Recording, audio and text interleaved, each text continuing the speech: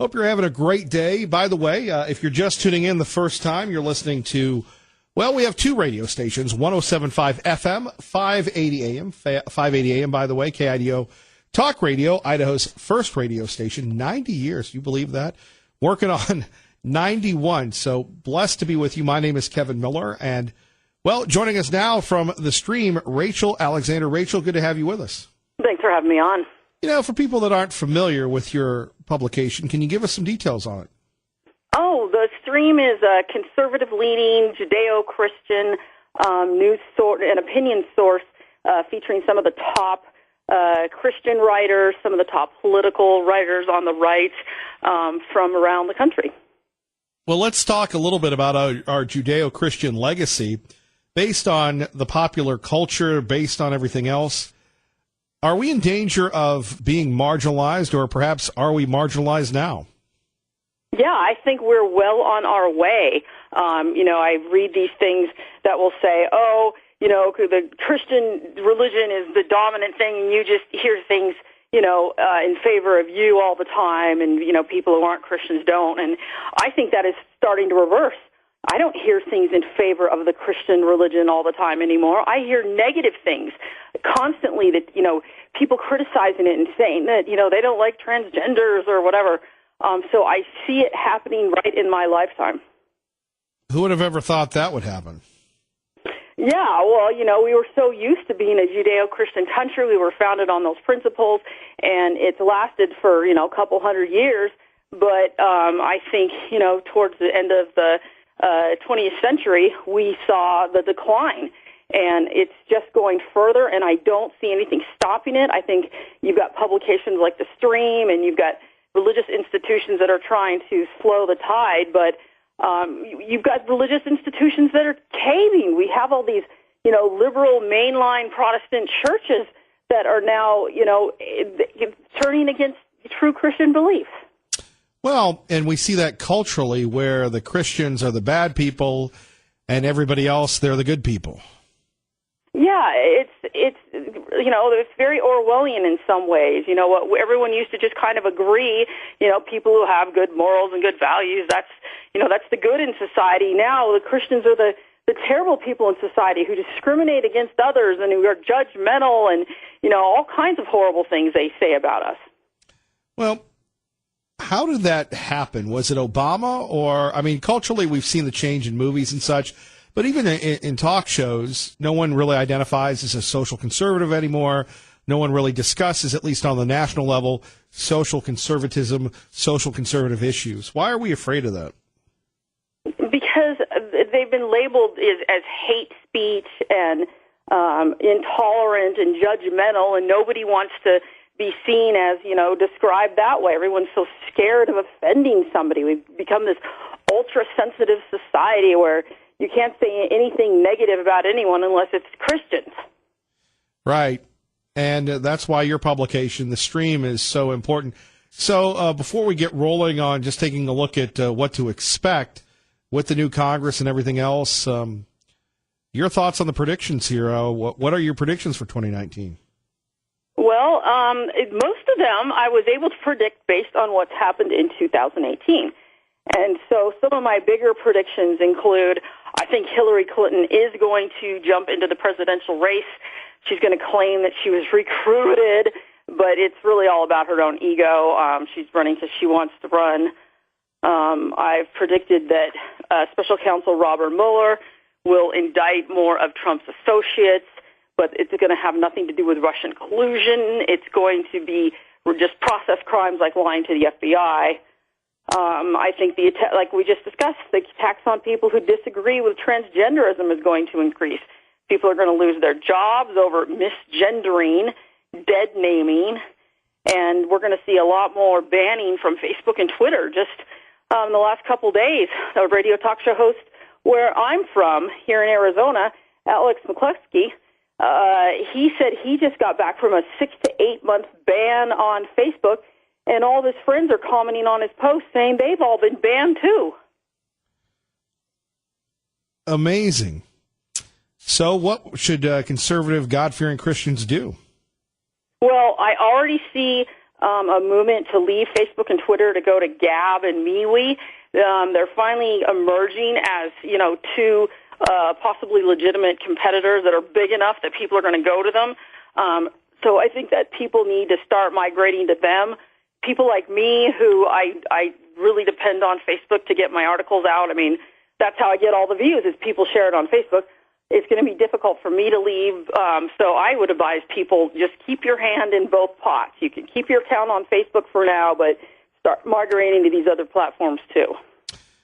Rachel Alexander joining us from The Stream, thestream.org. Kevin Miller, KIDO Talk Radio.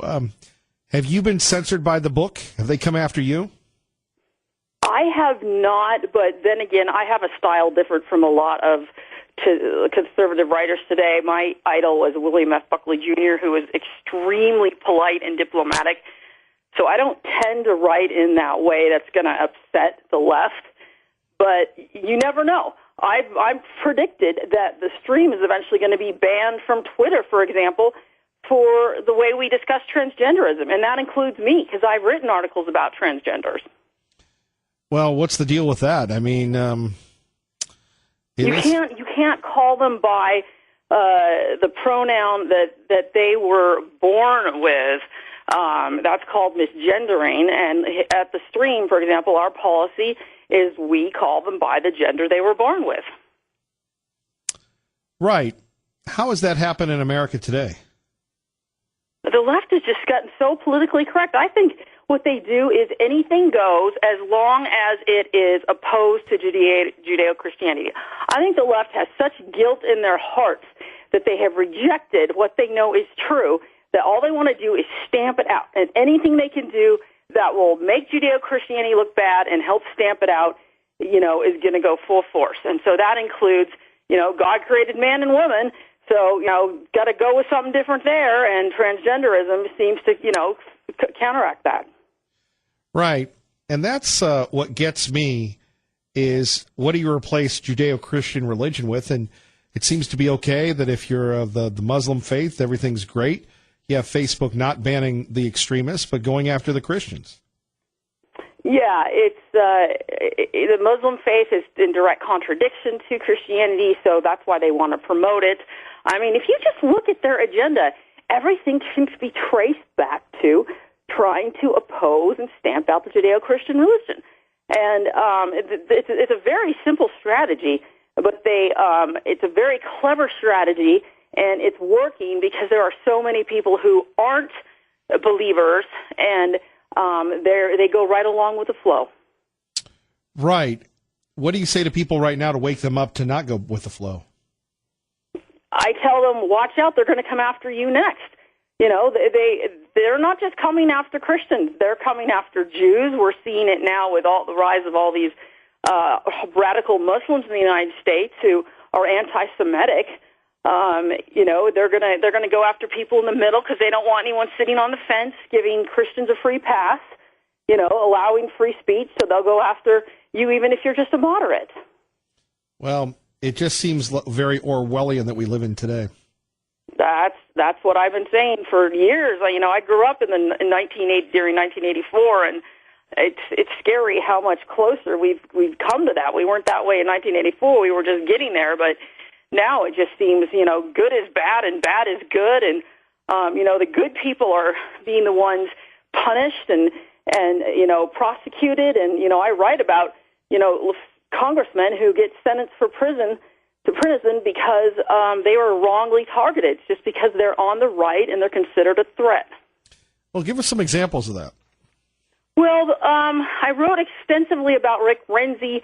The most recent one I'm writing about is Steve Stockman. He basically is serving a 10-year prison sentence because they said that he muddled funds with these two charities and used the two charities to raise campaign funds for himself. But the reality is, if you go over all the details, you'll find that the monies that he used for himself came from before he was even running for office. So these charities were allowed to give him a salary. They were allowed to do things like that. And then even when he did run for office, one of the charities set out a mailer which contrasted him and his opponent. and there's nothing wrong with that. You know, it was a 501c4, I believe, and you're allowed to send out these campaign mailers. But what they did is the left-wing prosecutor and the judge, you know, they fooled the jury. The jury wasn't able to understand it because it was so complicated. And, you know, now he's sitting in prison. And he was a very active conservative congressman from Texas. Right. And then you have other progressives that kind of do whatever they want. And again, you're in the media. How corrupt is the media? Horribly corrupt.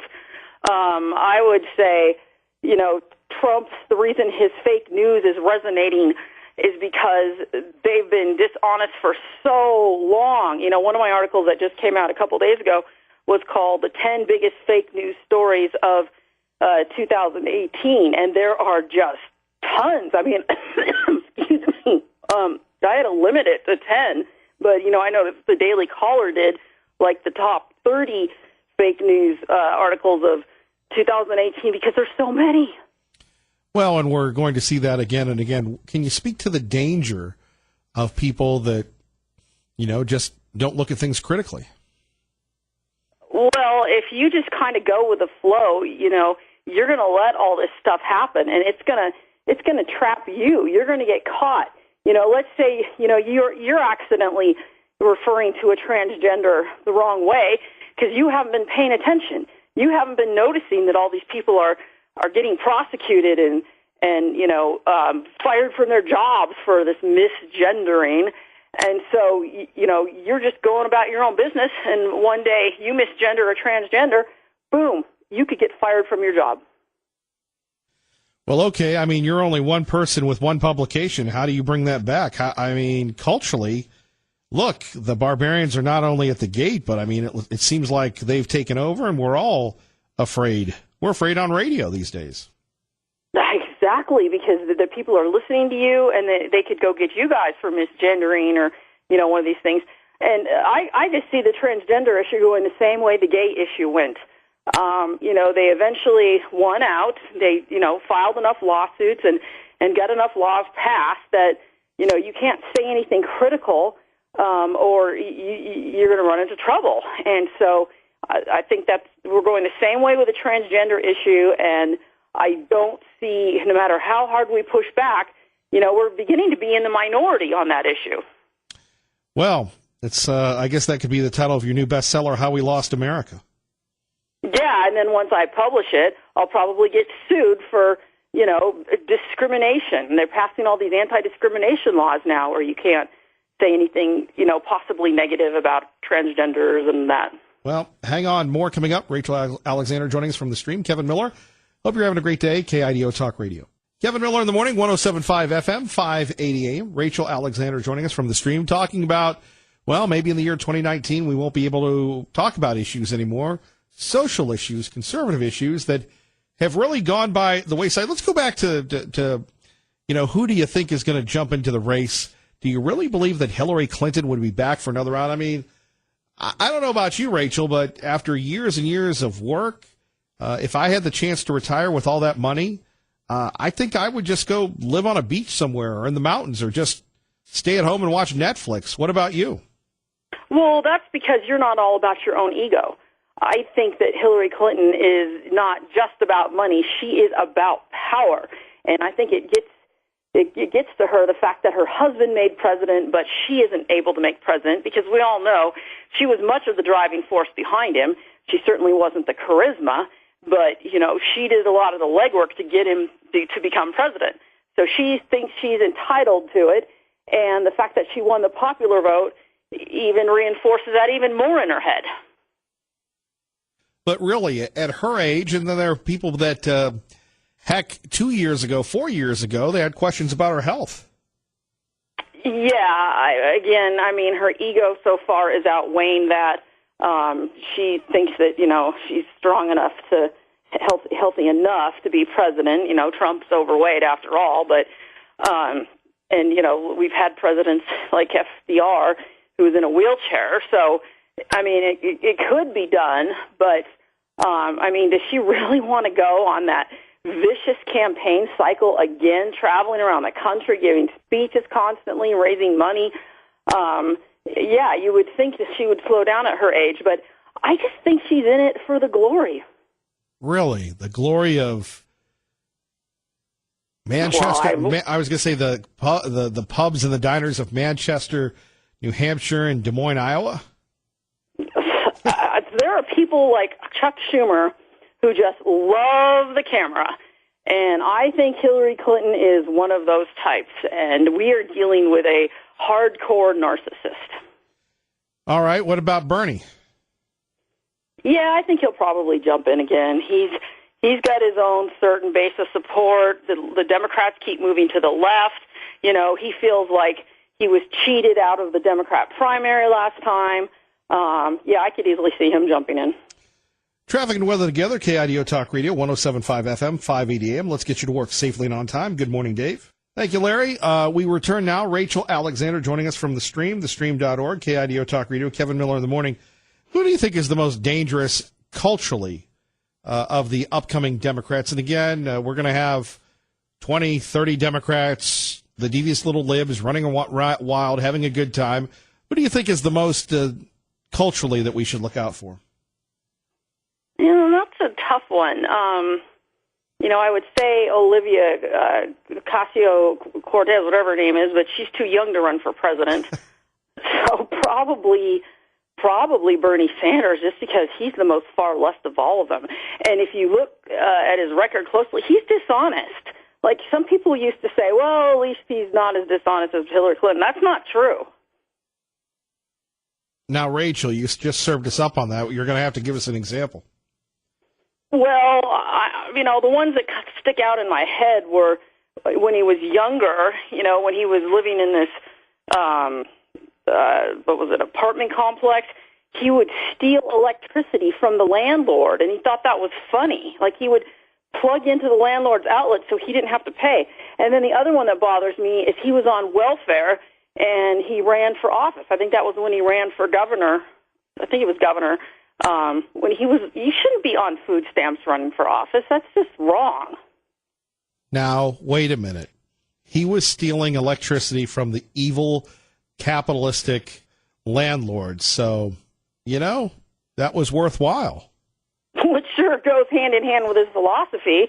But I just think he's crooked to the core. And, you know, we don't want somebody that has no ethics and no morals in the office. You know, I look at people like Trump and I think, you know, he probably had affairs on his wife, but you know what? That's in the past. And, you know, maybe he's finally asked God for forgiveness, and he doesn't seem to be doing it anymore, you know, whereas with Bernie Sanders, I've seen no sign that he's changed or felt bad for stealing electricity from the landlord or, you know, for being on food stamps and running for office. Right. But it does go back to this cabal where the press is both the referee and the scorekeeper. You know, I'm amazed that the president was elected. You know, the idea that, they're going to lose the Senate. They didn't. It's not almost, but do you believe that the press is just trying to drive that self-fulfilling prophecy? Oh, absolutely. They know exactly what they're doing. They are just a cheerleader or a second wing of the Democrat Party. They know if they push hard enough, they can move the needle. The problem is if they go too far, and, you know, sometimes you'll see some of them go too far and do outrageous things, and then it turns around and backfires on them. But, you know, you look at news outlets like the New York Times, and they've figured out where that sweet spot is. They know how to criticize Trump just enough so it starts creating doubt. And, you know, now you've got people saying they don't think Trump is going to, you know, win re-election, and he might even, you know, be removed from office before 2020. My own parents are very concerned. They don't think he's going to make it. And I give the media a lot of the credit there because they've been so monolithic bashing him. Right, and then we have people, even before they're in office, urging the new Congress to impeach him, even though probably some of them can't spell impeach. But, it's just your duty is to do this. And I'm thinking the press in our day used to be the referee, not the how should we put this, not the scorekeeper and not cheering for one side at the expense of another. Well, there was an article that just appeared on Drudge Report. The former the executive editor of the New York Times, Jill Abramson, she actually came out and said the New York Times is acting like a cheerleader for the left and just bashing Trump constantly. And she's no conservative. So she's actually admitting they're doing it. And she thinks, she thinks that's a problem. She's more of a fair, objective journalist type. And when you've got their own admitting this is happening, this is a serious problem. Right. And, again, it just comes down to how do you counteract that? Now, you at the Stream do that. Talk radio does it. But, television and social media still has such a powerful stroke. It does. And I wrote another article that came out recently on the demise of the media and how in some areas, such as cable TV, it is finally seeing lower numbers because people are cutting the cord. They're moving to streaming TV. They're moving away from broadcast, NBC, CBS, ABC, to some of the conservative alternatives where they're not going to see the bias, like Newsmax TV, The Blaze, and Fox News seems to be the only one that's showing up really well among the cable networks. Right. Again, they seem to be so enamored with themselves. Could you imagine if the president does lose? You remember back in, 92, just the glee Dan Rather had. I mean, that makes it sound so antiquated when President Bush lost, but that will seem quaint compared to what could happen in November 2020. Yeah, it's really gotten so far, worse. I mean, I can't imagine how much worse it can get this year, but it just seems to be getting worse every year, and now you've got things like Dan Rather, he was forced out of his position because of bias, and all these big news guys are going down, and so I just wonder who's going to be next. Who's going to go down next year? Is it going to be Joe Scarborough? I mean, at least he calls himself an opinion, commentator as opposed to a strictly news type of commentator, but the outrage coming out of their mouths, I can't watch it. I can't stomach it. It actually makes me angry. More coming up with Rachel Alexander. Next, Kevin Miller, KIDO Talk Radio. Good morning, Maggie. And coming up, we'll have more traffic, more weather, more you with me, Kevin Miller in the morning, 107.5 FM, 580 AM. Rachel Alexander joining us from the Stream, thestream.org. So, we take a look at the whole situation involving Nancy Pelosi. What do you think of her from a moral point of view? She has absolutely no morals. Everything is morally relative to her. If it helps the Democrat Party, it's good. If it hurts the Republican Party, it's bad. I mean, she's at least very predictable in that sense. But I don't think the woman has any morals or any scruples, and that's why she keeps getting elected from that San Francisco district. I mean, that's one of the most amoral parts of the country. Well, speaking of San Francisco, I mean, that's the new home of the Gilded Age, Silicon Valley. And we have a lot of folks that, want to hold them accountable. Of course, I don't know how you do that when we're talking about regulating social media. And their power and influence continues to grow and grow and grow. Yeah, it's not good. It's spread to Seattle now. San Francisco's model is spreading to other parts of California. And then they're all moving over to conservative states. Here in Arizona, we had a horrible election this past year because so many blue state Democrats from California have moved into our little state. Oh, no, we have that here in Idaho as well. The libs are coming for us. Wow, because you guys are about the most conservative state in the country. That's horrible. Is there any good news, Rachel? Obviously, it's great to have you on speaking to the faithful, but, so many times we go, well, all we do is complain, but, you can't ignore the truth. We just have to deal with it. Yeah, I mean, let's see, any good news for next year? Well, I predicted that the Latino support for the GOP is going to increase. It's already at a high of 32% this year, and I think it's just going to continue to climb, mainly and maybe ironically to the Democrats, because of illegal immigration. They're tired of, this border wall not being built, and they're tired of seeing their own people murdered by these drug cartels. And Democrats are losing that constituency. Yeah, but that's the challenge because, and this seems to be the theme of the program here this morning on KIDO Talk Radio, and maybe it's great job security for you and me being a part of the truth-telling, the real media, because all we ever hear about are the Border Patrol agents are bad. We don't have to worry about the sleeper cells in America. People should be entitled to come to America. It doesn't matter. They don't have to earn it, no matter the history of the country. America is bad. These people are here to get what's theirs.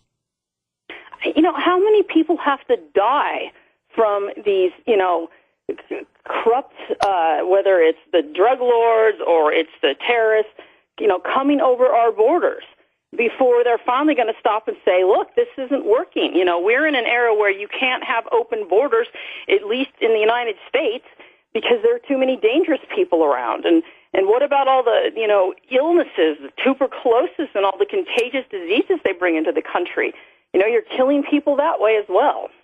Well, and you're dealing with that much more in Arizona. I mean, I can remember, what was it, 3 or 4 years ago where, there was that county in Arizona where they've got the signs, hey, we're not responsible for your safety. And this is a part of the country because you have the coyotes, you have the narco terrorists, you have all those folks there.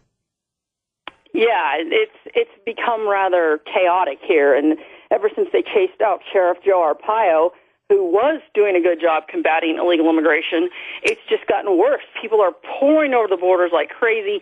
It seems like every, few days there's another report of some illegal immigrant who's been deported multiple times, who's committed some awful crime. It never stops. And people here carry their guns everywhere. We have the most pro-Second Amendment gun laws in the country.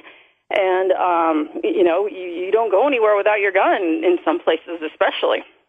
Really? It's come to that there? Yeah. I mean, if you're in South Phoenix, I wouldn't go driving around without a gun. There's just areas where the gangs have taken over. Maryvale, that's right next to South Phoenix, or part of South Phoenix. And you just don't go in those areas unless you have no choice. Boy, who would have ever thought that would happen in America today? Well, yeah, this is a completely civilized state. Why are we having these gangsters take over our state? It's just backwards. But then again, you've got these wimpy law enforcement. We've got these Democrat mayors of Phoenix, and so they're not going to send the police into these dangerous areas to crack down. There's minimal police involvement. Right, and then, getting back to that, I'm sure the police would like to crack down on these folks, but then we have the issue of catch and release. Yeah, and if you're not careful as a police officer, you could lose your job. They're told don't pull over someone if they're an illegal immigrant, and if illegal immigrant is able to claim that they were pulled over just because they were an illegal immigrant, then that police officer is going to lose his job. And that's going on right now in Arizona. Oh yeah, it's really bad. I know. There's some really bad stories with the Tempe, which is, right next to Phoenix, the Tempe Police Department. One poor guy, that happened to him, and his job has never been the same ever since. Right, because then you have people targeting him, his family, and if you're a business supporting him, I mean, you got to give it to the DLL, the devious little libs. They hold nothing back, and, we go back to some of these political races, all these accusations against these conservative Republican candidates, Rachel, that, if they were true, then bad things should happen. They should be prosecuted. But once the election cycle's over, they just move on to the next one. And, with Brett Kavanaugh that you've written about or whoever else, you have to disprove the negative and your life is ruined. Yeah, and as you point out, notice they don't talk about those women who accused him anymore now that he's been confirmed and it's all over. What happened to the caring about them if they really had legitimate complaints? Where's all the, requests for prosecuting Kavanaugh now?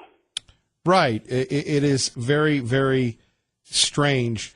What do you make of the cries of impeachment? Is that real? Oh, yeah, I'm sure they will. I mean, Republicans impeached Bill Clinton in 1998, was it? So, I'm sure the Democrats are going to impeach him, and I think that they'll probably be successful because they've got the votes. But it's meaningless. It's like, when we impeached Bill Clinton, they don't have the votes in the Senate. They need 2/3 to confirm the impeachment, and so they're not going to get it. So they're just going to use it to tarnish Trump and try to hurt his reputation. The impeachment really didn't hurt Bill Clinton much. So, I can't see it hurting Trump that much, but I do think they're going to damage him in other ways. What do you mean? Well, I think like this Mueller investigation into him, I think that is having a negative effect, and it's hard to see how bad it is right now, but by this time next year, because who knows when the Mueller investigation is going to wrap up. I could definitely see in 2019 Trump looking pretty bad, because they're just going to try to get him on every little slip-up he's ever said. Right, and I think that's a great point, Rachel, when we're talking about this. By the way, Rachel Alexander joining us from thestream.org, Kevin Miller on 107.5 FM, 580 AM. But I think that's a great point where, we're going to look not only at what's covered, but what's not covered. We're going to go back to the 80s, we're going to go back to the 70s, and we're going to dig and dredge everything up. You look at what they got going on. Manafort had nothing to do with Robert Mueller's original mandate. No, it didn't. And, if Trump, said some slip-ups 20 years ago, what does that have to do with him being president now? A lot of these things are, like I said earlier, they're process crimes. They're things like you said the wrong thing, but it didn't mean you were actually doing anything, that broke a real law, other than, these perjury laws they come out to get you. So I think it's really unfair that they're looking into Trump's dealings from 20 years ago. I don't think it's relevant, and I think it's just a fishing expedition. You've probably heard of the book 3 Felonies a Day, how the average American commits 3 felonies a day and doesn't know it. The laws have become so big and vague and vast that, Trump might not have known if he had actually, did something 20 years ago. Right. He didn't know, but gosh, we're going to make sure that he pays and his family pays. Well, if they dug into all of our histories, we would all have felonies going back 20 years ago. Well, that's the thing, and I wouldn't want them digging into my history. I can't think of anything that I did that might constitute a felony 20 years ago, and maybe that's because I'm an attorney, so I know the law somewhat better than most people. But, I suppose if they tried really hard, they could get me on something. There we have it. Words to live by. More with Rachel Alexander next. Kevin Miller, KIDO Talk Radio. KIDO Talk Radio, 107.5 FM, 580 AM. Rachel Alexander joining us. Final segment here as we move along. I just go back to the whole gotcha game. You remember the great reporter Bob Novak. It was always the big question, the gotcha question.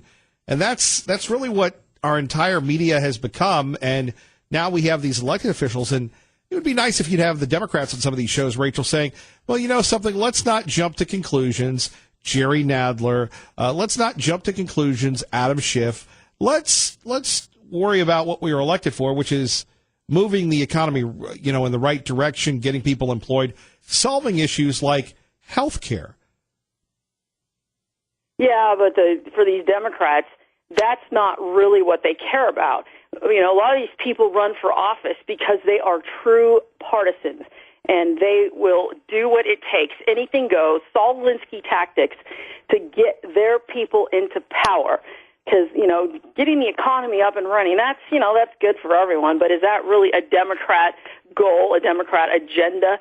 No, that's not part of their far left agenda. That's just, it could help the Republicans out. So they want things to happen like higher taxes, more spending. That's what they're going to make happen. Well, we shall see, and it will be interesting to see if Nancy Pelosi can hold this motley crew together. I think she's a terrible choice to keep on as speaker. I mean, the woman is barely coherent when you listen to her talk. I think she's had some aging problems, and I think people have lost confidence in her. Let the Democrats keep her on, because I don't think she can hold the crew together. Well, and that will be the troubling thing. What do you think of Mitch McConnell and the Republicans in the Senate and we've got Gorsuch, we've got Kavanaugh. As an attorney, how do you think they'll play? Many people were disappointed already in Roberts and Kavanaugh. Your thoughts? Yeah, I kind of smelled a rat, especially with Kavanaugh. I knew he wasn't going to be the true conservative we were all hoping for. They're definitely no Scalias. I think we're going to have some problems with them, and we're going to get some negative court decisions out of it. And Mitch McConnell, I give him this. He probably didn't even know either. One thing he has been good at is trying to get conservative judges confirmed. I don't really like the guy much else other than that, but his record on judges has been terrific. I just hope he can find one next that isn't going to lie and act like a conservative when they're not. Well, that's the bait and switch. You could say that about Obama, where all of a sudden he goes, well, no, I'm a moderate, and all of a sudden after 8 years he evolved culturally, and you're the cultural expert, Rachel, from thestream.org. You could say that the former president, has moved the country further left than any other time slot. You could throw in FDR as a comparison, Lyndon Johnson in ’68, or I guess you'd go back to the '60s. But culturally, how much that administration shifted us to a more progressive way of life, a progressive way of thought.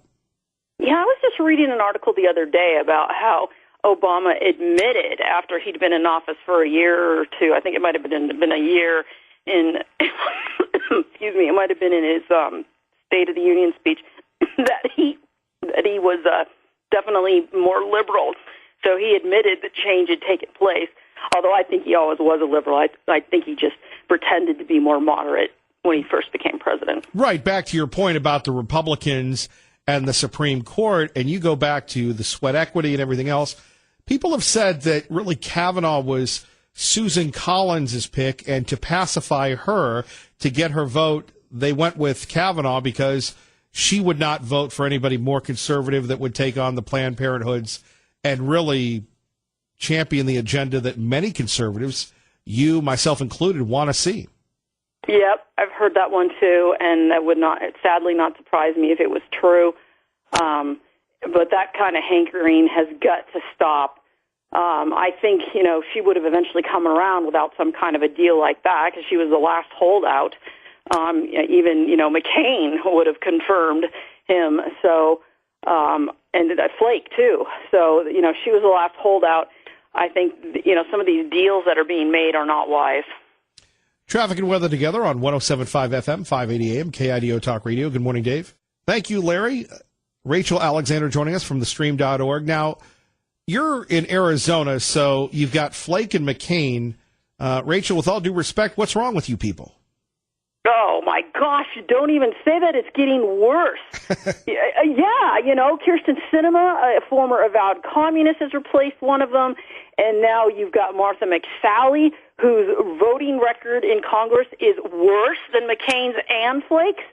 It's these California people moving in. That's all I can think that's going on because the conservative base has just been so frustrated. We were so looking forward to replacing McCain and Flake with real conservatives.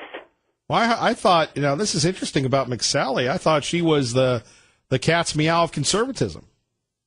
Oh, she is dismal. She is horrible. Her American Conservative Union rating is something like 69 and Lifetime, and McCain's was 80, and Flake's was like 93.